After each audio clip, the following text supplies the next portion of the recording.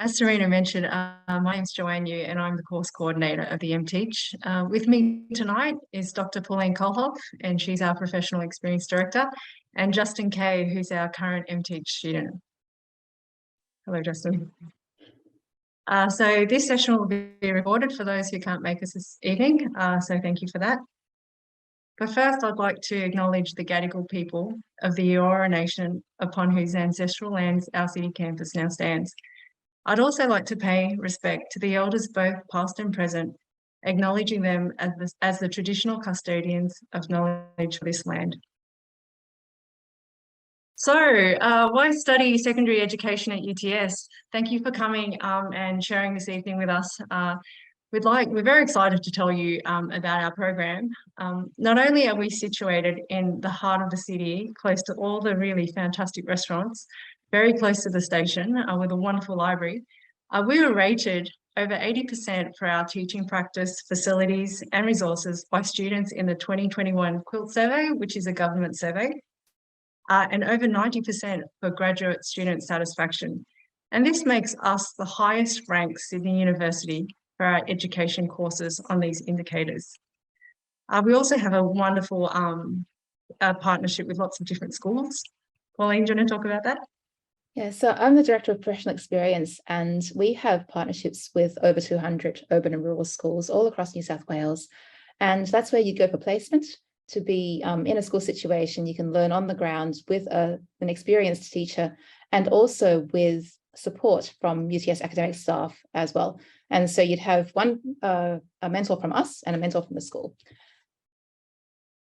Well, like all institutions, the heart and soul of our MTeach course is the teachers, the practitioners.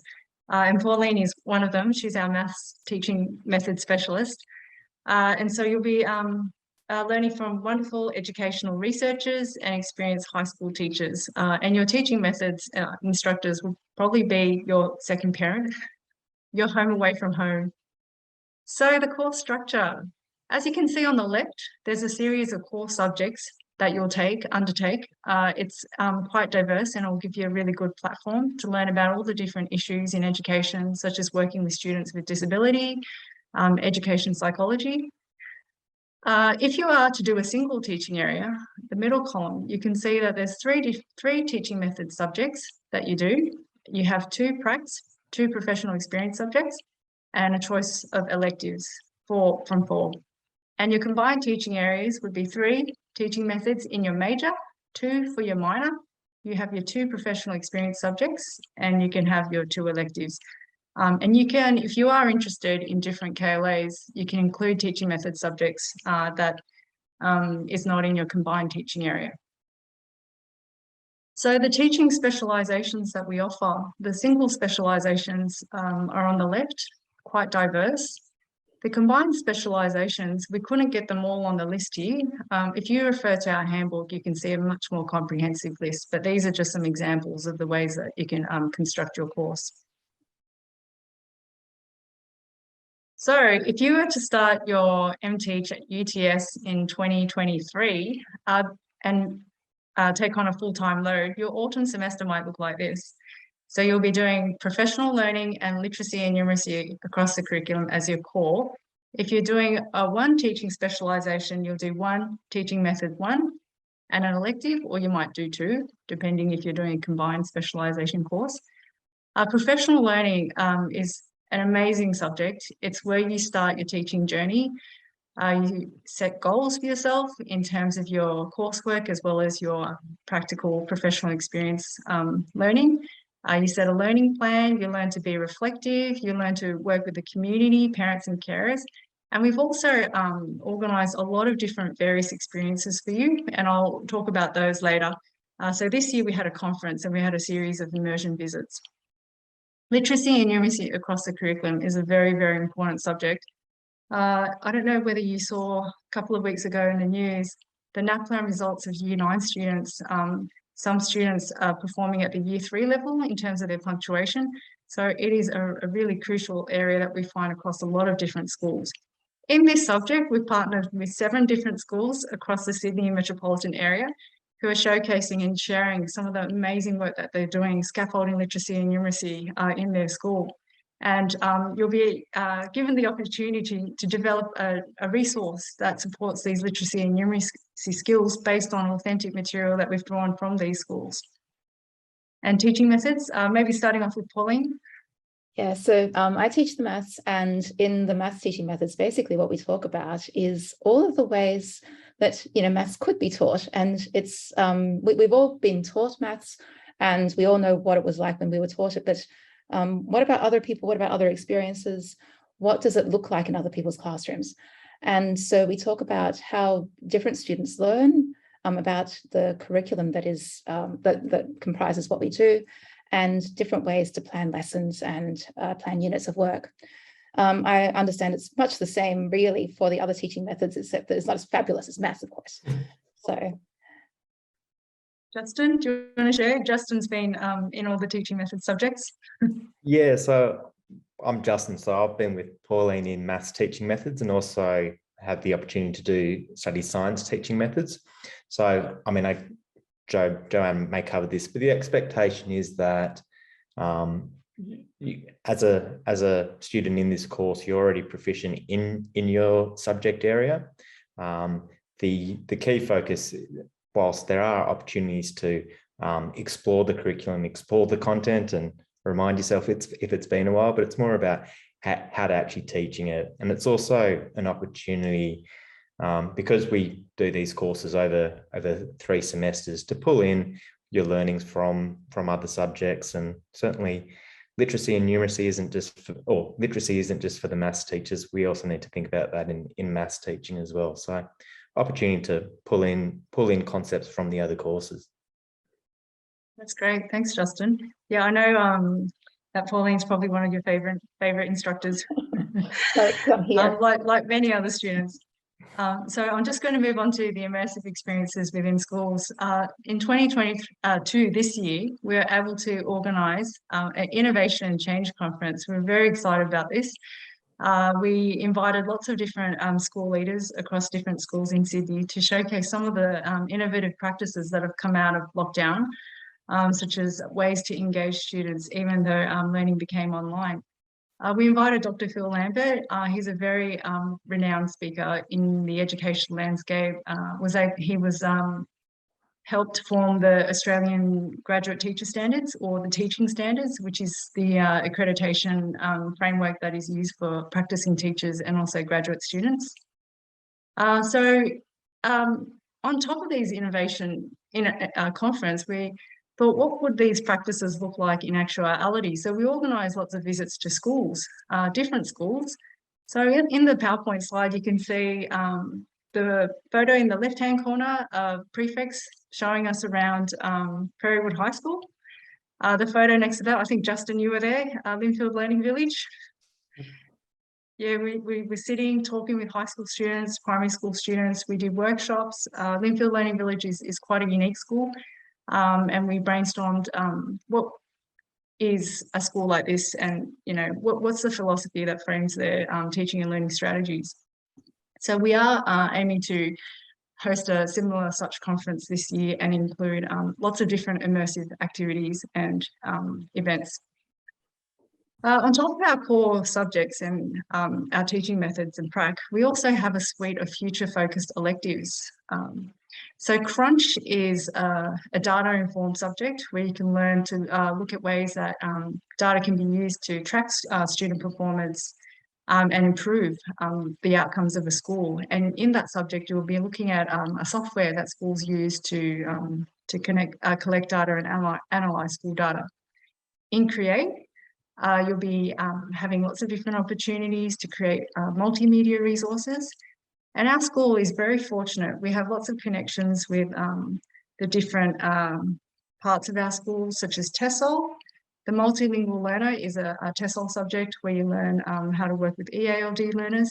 And education, rights and responsibilities is a law subject. So there's lots of different subjects that you can draw on for your electives. And if you're unsure about which elective you could possibly take, you can send me an email. I think there's lots of different ways that you can organise your electives, whether it be to include a different teaching area and looking at teaching method subjects. So that's something that you can always consider. Professional experience. Okay, so with professional experience, UTS is fairly proactive in this regard because we send you out as early as we possibly can. So as soon as we are able to get you into a school, we will try to get you into a school. And so we've got, as it is, really, really great relationships with over 200 schools. And we try to place you in a school that's close to your home, so you don't have to travel too far. We do our best to in that regard. And also because I think it's quite important to maintain a sense of your own community and just to, work where you live. And so for the Master of Teaching course, we actually have 2 professional experience placements. They're going to be in 2 separate schools and they're 30 days of placement each. So that's 6 weeks, so 6 working weeks. And during those 6 weeks, you will be essentially in the position of a classroom teacher. You will work with a classroom teacher on their classes, and they will guide you to become, to essentially develop your craft. So, and throughout your placement, you will have access to a mentor from the university as well as your school-based mentor, and your university-based mentor, your tertiary supervisor, will observe some of your lessons. So You also have the best PECS director we have a good time. that I've met. Yeah, and so you'll be very, very well supported.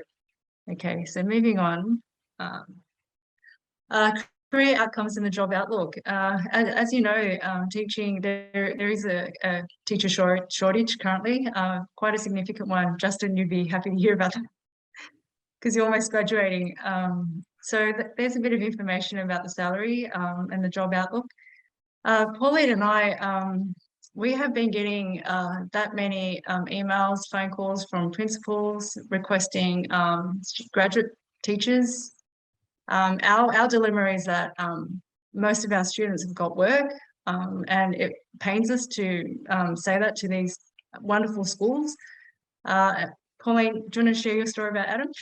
Yeah, so literally this afternoon, maybe half an hour ago, I got a phone call from a student who graduated at the end of last year. He's just been offered head teacher of maths at the school where he was, and he's been teaching for literally 3 terms. And the school was interviewing for that position, and they basically said, all the people we've interviewed, we like them, we're going to employ them as teachers, but for heaven's sakes, we want you as the head. And so that's like within a year of getting out. And so we were having a bit of a phone party, if you like. Yes, it's looking good out there. Yeah, across all different teaching areas, KLA. So the prospects are good. And that's a testament to Pauline's teaching as well as a maths instructor. Moving on, hear from a student. Justin, do you want to share some experiences that you've had as an MT student? Yeah, sure. So I was asked to give a bit of intro who I am as a career changer, give you a bit of a profile of who's in this course. And I'll give you a bit of a flavour on what to expect from the course that we haven't covered already. So it's pretty hard to say generalize who's in this course. I myself, so I'm a career changer. I spent better part of 15 years working in IT and finance. There's quite a lot of us in the course that are looking to go into teaching as a second career. I think a lot of us, including myself, looking for a career that provides a bit more of a purpose. And I'm thinking that there's a more direct, tangible contribution that we can do through teaching in developing young minds, and of course, enjoy working with teenagers and passionate about the content itself as well. So I'm I guess I'm in my 3rd semester now, so almost 3/4 of the way through it. So I started in spring last year, so I've got a pretty good flavour of what UTS looks like, and pretty happy to say that we're back on campus this year compared to last year. So I guess what to expect from the course itself. So I think a lot of students wonder, how do you balance a job and doing this Masters of Teaching? So yeah, I'm doing the Masters. So I've got 9 weeks of lectures, tutorials each semester, and 6 weeks for prac. Tends to be about 2 to 3 hours face-to-face per subject. So, call that 8 to 10 hours, most of which is face-to-face at the city campus by Central. Of course, much like an undergraduate degree, a lot more effort is needed and planning around completing assignments, which can still be a pretty stressful time. You know, one of the challenges I found was just getting back to academic writing, and I guess that some of those critical thinking and research skills that if you're a career changer, you haven't necessarily used for many years. So I'm not going to talk more about the teaching methods course. I think we've covered that already. There's so much we could talk about this. Happy to take whatever questions come up in the Q&A. Thank you, Justin. Thank you so much for sharing your experiences, and you've been a wonderful student as well. Good student. Okay, moving on to the admission requirements. So applicants must have a UTS recognised bachelor's degree. And in the bachelor's degree, it should contain at least one major discipline of study related to the first teaching area. So that's at least 6 subjects.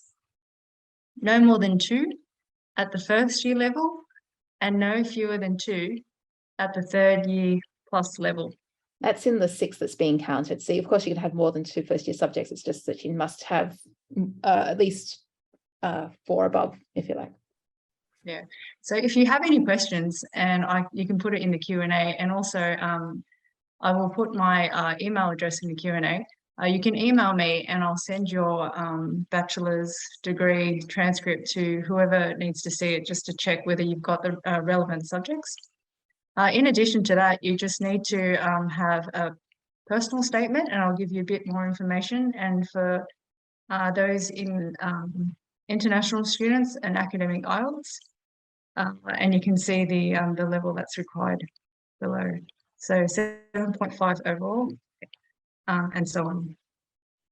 Okay, so the NESA subject content knowledge requirements, and this is also available on the NESA website. So a major with at least 6 and a minor at least 4 in the disciplines. So there's an example there. So if you have a bachelor's degree in if you would like to, if you have a bachelor's of communication and creative writing, it may be, you might be missing 2 literature subjects to qualify to teach English, but that's okay. Because you can take these 2 subjects as part of your electives, and NESA only allows 2 electives to be undertaken to make up that knowledge. So your personal statement is more like a series of short answer paragraph answers about why you decide to become a teacher, some of your leadership skills, how you manage your time, and your problem-solving skills. So it's very straightforward. And the application deadline for next year, domestic students, end of January, international students, early January. There are CSP, Commonwealth supported places for this course. You're strongly encouraged to submit your full application by the 9th of January to be considered for a CSP and enroll as quickly as possible after receiving an offer to ensure your place. And those are the links for application for the domestic and international students. Recognition of prior learning, or RPL. It's evaluated on a case-by-case basis, and you need to have an equivalent of a postgraduate subject to the MTeach. You can calculate your fees using the UTS online fee calculator, and down below there's an estimate in terms of how much each of the subjects cost. Okay. Questions? So I'll just go to the Q&A and have a look.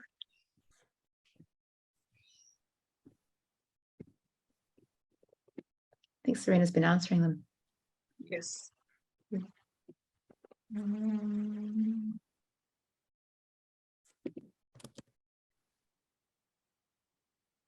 Justin, if you had any tips for a student who's going to enter next year, is there anything that you kind of advise? where do we start? I mean, I think yeah, there's so many different ways to answer that. I think maybe I'll answer that with some of the best experiences that I've had is, I guess, taking advantage of those immersive experiences that Joanne mentioned. So the conference, we've been to a few different high schools throughout the past year because we couldn't do any last year. As someone who hadn't been in a high school for 20 years, I found that really valuable to see how a typical high school operates, and actually kind of come to appreciate that every school has its own philosophy, I guess, and understand what's out there, because what school's right for you is going to take a bit of time. So yeah, I guess, taking advantage of those immersive experiences.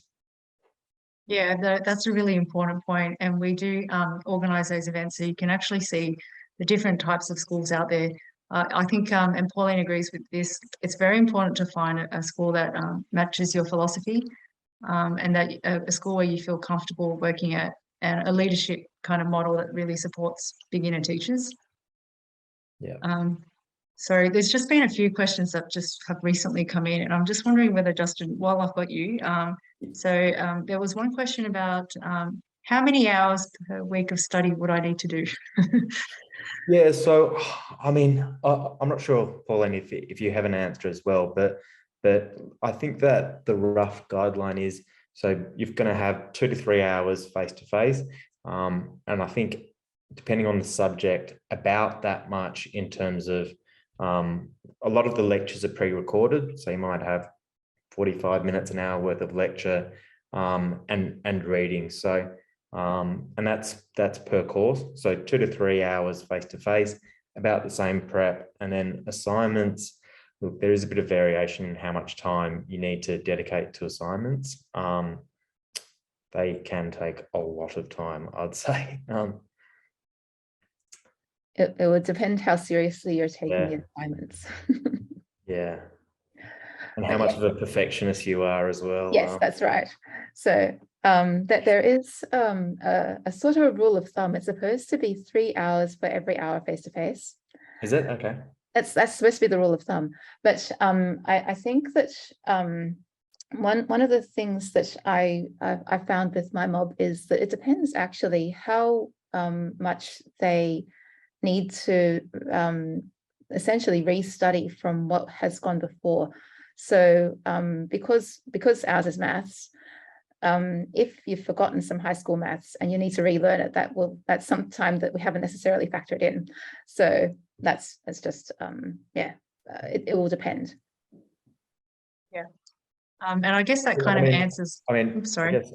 Sorry. So I mean, much like, at least my memory of undergrad, I think in general, for example, having a job part-time and fitting your uni work around it, that works for probably most of the semester.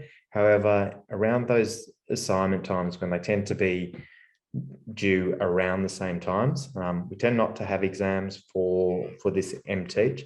They are stressful and pretty demanding weeks, those ones. The other thing that is important to keep in mind is that when you go on professional experience, you actually are like, it's like a full-time job. Oh yeah, that was exhausting. But it's fun, brilliant, right? It's brilliant, absolutely brilliant, and yeah, one of the best things that we've done. But that was pretty demanding. I've only been on one prac so far. Yeah. Thanks, Justin. And I guess that kind of answers Holly's question. What does the average timetable look like? So next year we've organised it so literacy and numeracy and professional learning sit on the same day. So we do try to make it so that you don't come to campus too often, and we try to centralise the subject so you're only on campus maybe 2 days a week. I think Serena's typing an answer there. If your degree is over 10 years, yes, it is still valid. We have students who have graduated more than 10 years ago. And yes, that's still possible. I was one of them, just saying. Yeah, I mean, there's some students, not that we're ageist at all here, but you know, there's some students in their 50s and 60s, a lot in their 20s and 30s as well. Yeah. And don't be afraid, because actually schools actually like the mature age students more than the undergraduate students, and they would prefer inviting those students for their prac as opposed to the younger school leavers. Lots more maturity and life experience. So we have a question about the campus, science teaching facilities. Justin, because you do science, we have science teaching facilities. I can't really. So let me put it this way. So as part of science teaching methods, we haven't spent much time actually doing science pracs, and so I wouldn't expect to be actually conducting experiments yourselves and using those facilities as part of your MTeach. And I can't talk to I guess what chemistry looks like at UTS. We do have a huge science lab. It's just yeah, we do. We do. Yeah, we do. We do have the science labs. So the teaching facilities are quite great. So if you are interested in coming and having a look around, I'm not sure if we offer a tour for the MTeach students, but yeah, we do have the spaces. We have a question. We've used those in science teaching methods as part of, you know, so we're trying to engage students at the start of a lesson, and the teaching methods coordinator quite enjoys actually doing some of those practicals. So we have used those facilities, but not that extensively. Yeah. Okay. Great. So there's sorry, these questions I'm not answering the order. I notice UTS is not part of the mid-career transition program with the New South Wales government. UTS does intend on being a part of that in the future. I know that they're going to broaden the program. So if there is an opportunity for the tender to be announced again, yes, we are interested in that. How big is a cohort normally?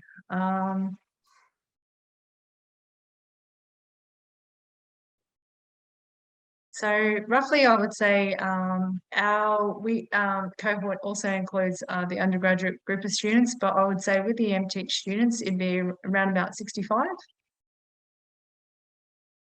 And that's fantastic, because it will give you an opportunity to really get to know the people in your tutorial, and also it allows me to spend more time on each student. And so if you have a query, it would be much more easier for me to respond to the queries. So I do my best to try to answer emails as quickly as possible.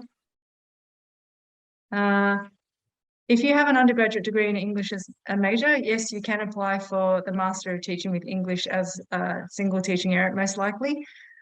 We have to have a look at your transcript, but yes, that does seem like it is possible. With English, we also offer a minor in EALD and Society and Culture. Does UTS offer any kind of refresher bridging course if the student wants to take mathematics as one of the major discipline? Yes, you can take maths as the math subjects with our science faculty. There's a certain set of subjects that we would recommend, because basically there are very strict content requirements for a maths teaching major. But yes, certainly that can be done.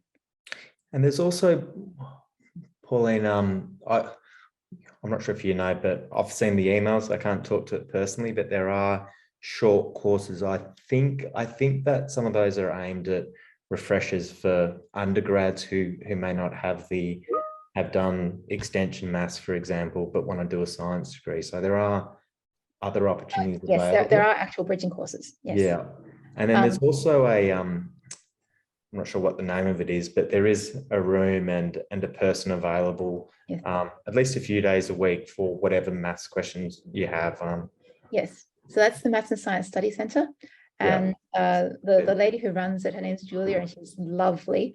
And basically, she's got a whole group of essentially I suppose most of them are grad students who just hang out and help with anything from maths homework to, you know, whatever it was that happened in that lecture and you didn't understand. So yeah, Maths and Science Study Centre is a great resource.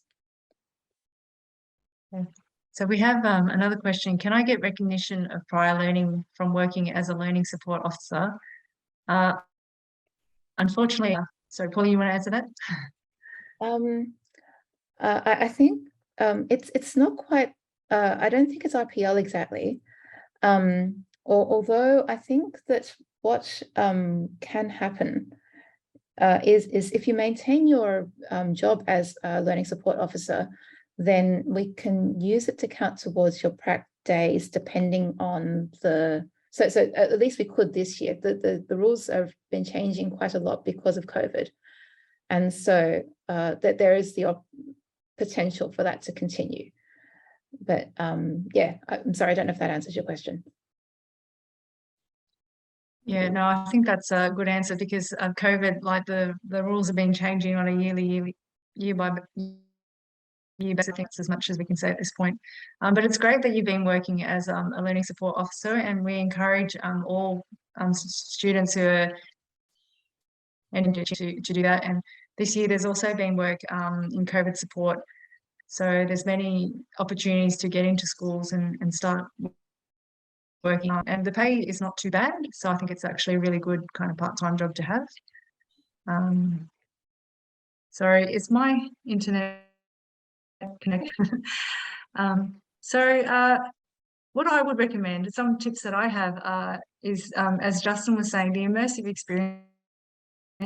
We're going to organise lots of wonderful experiences across different schools. So please take advantage of that. So you can see whether you'd like to work in a school like that. I think the more experiences, the more schools that you get into, you can see that each school has quite a different and a different kind of philosophy in terms of their approach. So please take advantage of all the wonderful experiences that we have, including the conference. And I think that would be great. And Justin, you can still go to that conference next year. Yep. Yeah. Okay. Any final questions? Maybe actually just one other comment. So I guess some of my impressions here. So you know, there was a slide back a couple with a list of subjects. I guess, you know, with a lot of these, we are taking and there is an element of academic inquiry involved in each of those courses.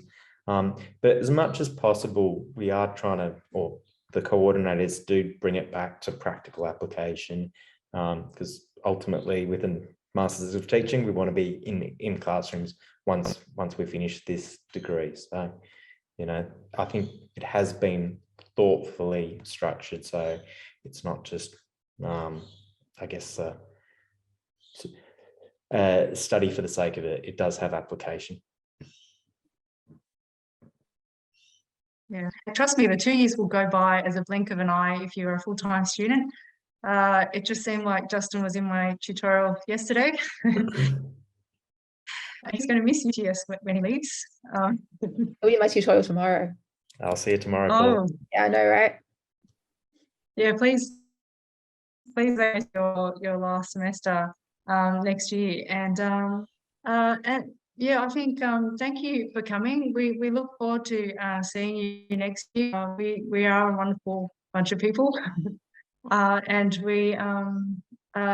yeah, we're here to support you. We're really excited for 2023, and thank you for coming this evening. Thank you so much.